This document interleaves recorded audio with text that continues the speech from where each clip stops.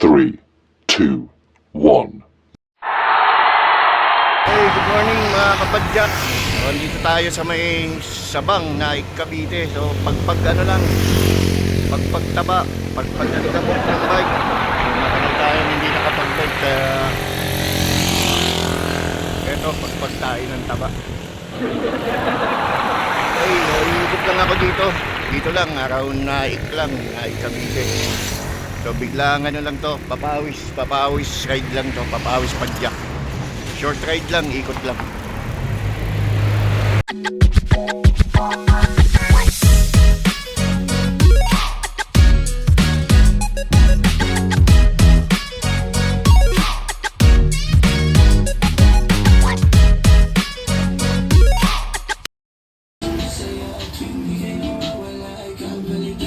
Dahil matagal-tagal din akong hindi nakapag-bike,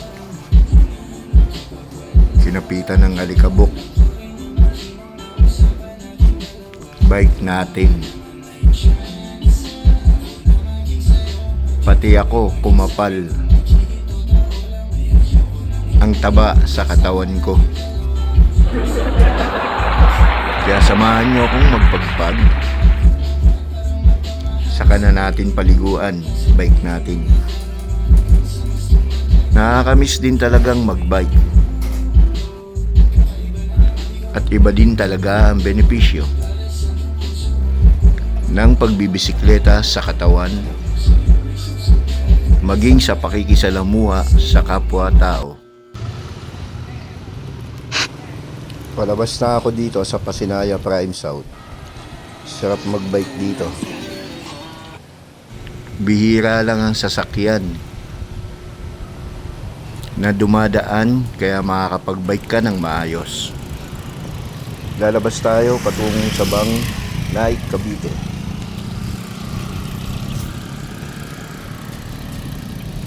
Malapit na tayo sa kanto.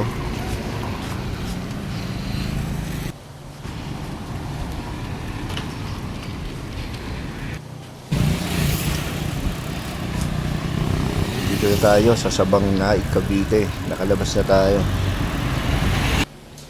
Papunta tayo na ito ng bayan ng Naik, Cavite.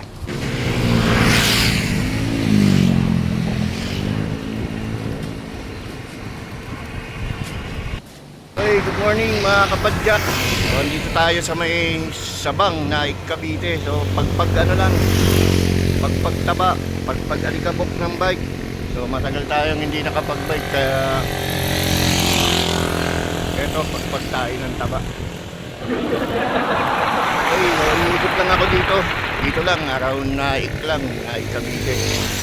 So biglang ano lang to, papawis ride lang to, papawis padyak. Short ride lang, ikot lang.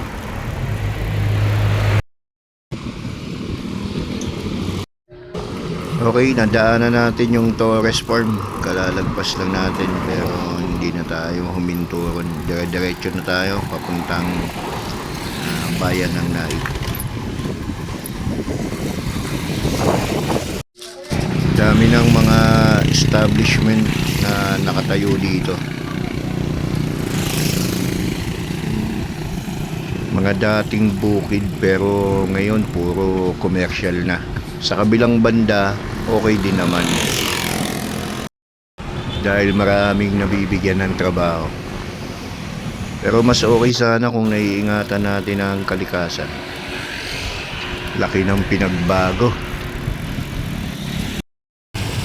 Ngayon, kapag nasa probinsya ka, para ka na lang ding nasa Manila. Yan ang nagagawa ng pagbabago ng ekonomiya sa isang bansa. Nagkakaroon ng modernisasyon at pag-unlad ang isang lugar. Pero para sa akin, mas okay pa rin ang pamumuhay ng mga nakalipas na panahon. Simpleng pamumuhay, mga batang masasayang naglalaro, mga tao'y masayang namumuhay, payak payapa. Kapaligirang luntian, kay gandang pagmasdan. Hindi mo na kailangan ng gadget upang ikaw ay malibang. Mga bagay na nilikha ng may kapal.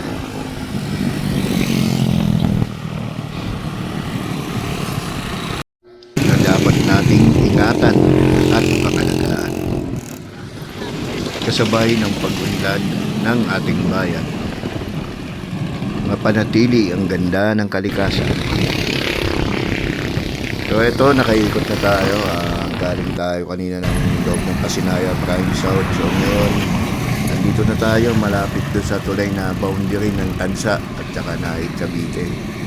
So mula Pasinaya, ikot tayo doon sa may Sabang, tapos dumaan tayo ng Governor's Drive bago dito na Serrano Highway. So ngayon, nandito na tayo sa tulay, boundary ng Tansa at saka Naik, Cavite. So hanggang dito na lang itong vlog natin at hanggang sa mga susunod pang video na i-upload natin. So don't forget to like, share, and subscribe to my YouTube channel, Referee Ciclista TV. Hanggang sa muli.